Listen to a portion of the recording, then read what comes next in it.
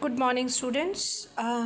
इस हफ्ते हमारा नया टॉपिक है एलिमेंट्स ऑफ डिज़ाइन, जिन्हें हिंदी में बोलते हैं डिज़ाइन के तत्व। सबसे पहले तो मैं आपको ये परिभाषित करना चाहूँगी कि डिज़ाइन क्या होता है। अब जब आप फैशन डिज़ाइनिंग के बारे में पढ़ रहे हैं इस साल, तो आपने सोचा होगा कि डिज़ाइन क्या है। हम वस्त्रों में कुछ भी चीज़ जो ऊपर से वस्त्र के ऊपर जो धारण करते हैं वो कहलाता है डिज़ाइन में अगर आप प्रिंट भी शामिल कर सकते हैं, कढ़ाई भी शामिल कर सकते हैं। अगर आपने सिलाई द्वारा कॉलर दी है तो कॉलर भी अपने आप में एक डिज़ाइन है, योक भी एक डिज़ाइन है। अगर आपने फ्रिल दी है, बो लगाया है, लेस लगाई है, झालर लगाई है, अगर आपने उस स्लीव्स में कफ्स दिए हैं, बाहों के अंदर जो हम शर्ट्स में कफ देते हैं, साइड में जो पॉकेट देते हैं, या फिर हम प्रिंट जो कपड़ा प्लेन, अगर आप सोचें कि मानव ने जब वस्त्र का आविष्कार किया और जब बुनाई चालू की, तब अगर कपड़े केवल सफ़ेद या नीले रहते या पीले रहते तो हम कब तक प्लेन कलर्स पहन सकते हैं। जब आप स्कूल पास करते हैं तब आपको सबसे पहले कॉलेज में आने का एक क्रेज़ क्या रहता है कि हम नए डिज़ाइनदार कपड़े पहनेंगे, क्योंकि आप एक यूनिफॉर्म को पहनते पहनते बोर हो चुके। ये एक मानव मन है जहाँ पर मानव लगातार गतिशील होता है, मानव का मन लगातार जब गतिशील होता है, दिमाग गतिशील होता है और मानव को लगातार एक चेंज की ज़रूरत होती है।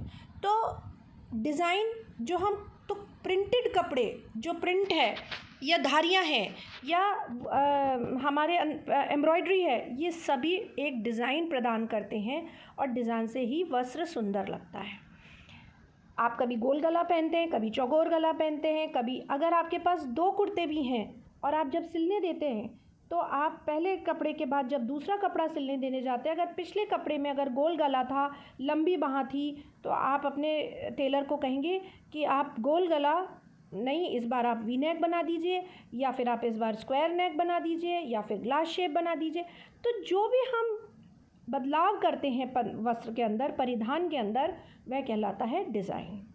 जैसे पृथ्वी 4 चीज़ों से बनी हुई है, 5 चीज़ों से बनी हुई है, अग्नि, जल, वायु, धरती और हवा।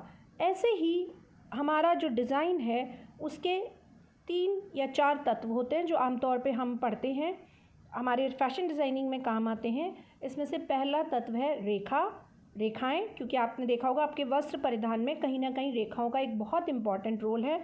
रेखाओं के बाद आता है रंग, जो हम काफ़ी दिन से पढ़ रहे हैं, क्योंकि मैंने पहले प्रैक्टिकल शुरू कराना था तो मैंने आपको रंग पढ़ाना चालू कर दिया था। तो दूसरा तत्व है रंग। तीसरा तत्व है टेक्सचर यानी बनावट। आपने देखा होगा कपड़े की सतह, हमेशा एक सतह, आप कभी सिल्की कपड़े पहनते हैं, कभी पतले पारदर्शी कपड़े पहनते हैं, कभी जीन्स जैसे खुरदुरे कपड़े पहनते हैं। तो अलग अलग कपड़े की सतह, टेक्सचर कपड़े में एक डिज़ाइन देती है।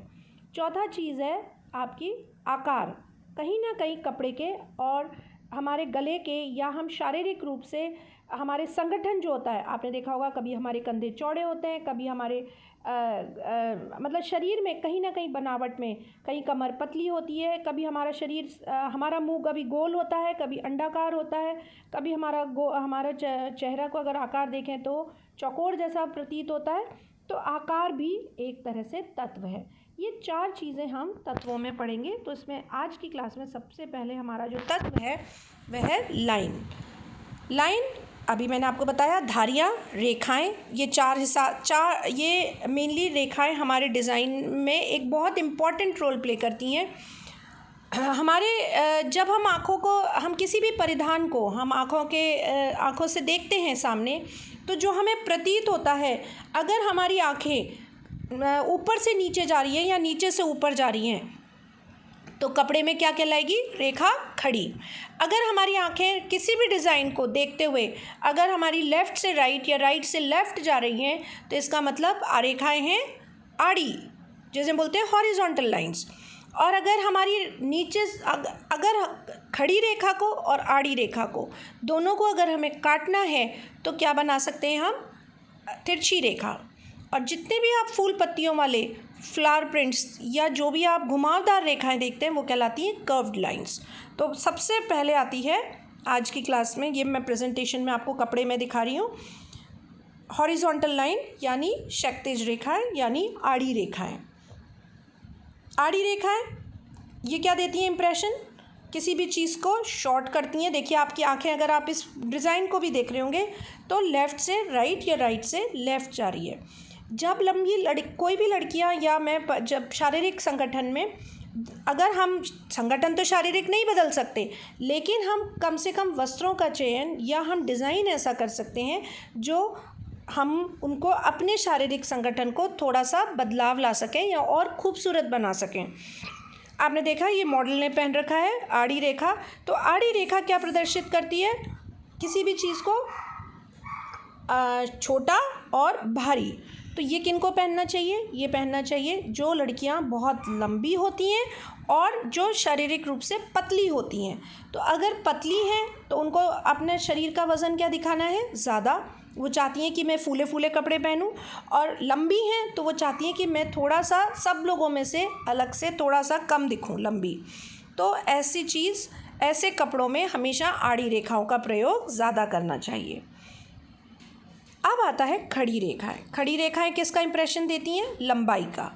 जब भी हाइट छोटी है, अगर हमारी लंबाई कम है शरीर की, तो ऐसे में हमें खड़ी रेखाओं का उपयोग कपड़ों में ज़्यादा करना चाहिए, आड़ी रेखाओं का उपयोग नहीं करना चाहिए। आपने स्कूल में जब आप असेंबली में जाते थे तो आपने देखा होगा, हमें हमेशा स्कूल में 2 चीज़ें हमारे सुबह सुबह बोला जाता था असेंबली में, सावधान विश्राम। सावधान यानी अनुशासन, डिसिप्लिन, यानी कि आप सीधे खड़े हो जाएं बिल्कुल, जिसमें कि आप बिल्कुल सावधान यानी आप एक चिर मुद्रा में खड़े रहते हैं, आप उसमें हिलना अलाउड नहीं होता।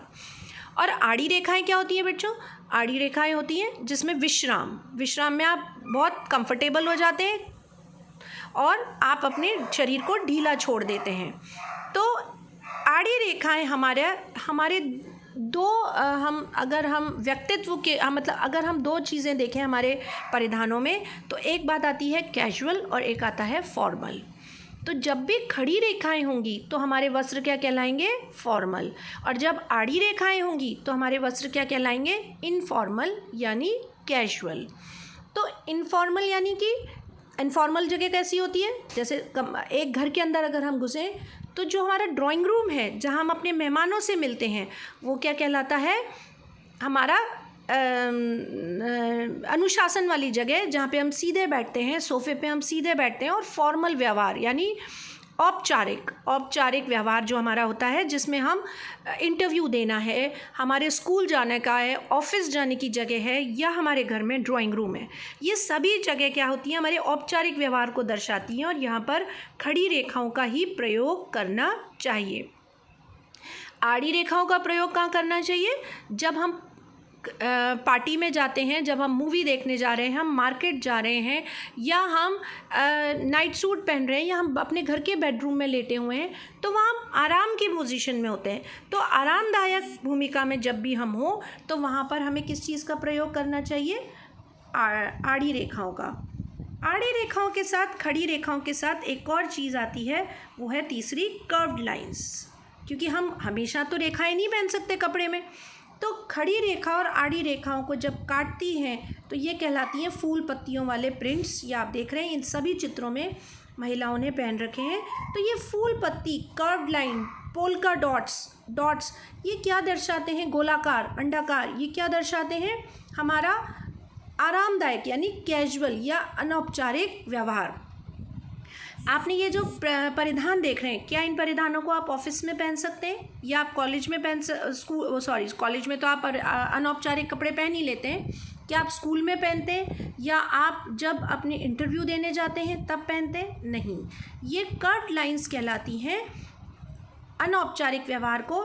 जब भी हम पार्टी में हैं, जब हम कैजुअल हैं, जब हम पिकनिक मनाने जा रहे हैं, हम दोस्तों के साथ हैं, या फिर जब भी हमें अनौपचारिक वस्त्रों को धारण करना है, तो हम कर्व्ड लाइंस को धारण करते हैं।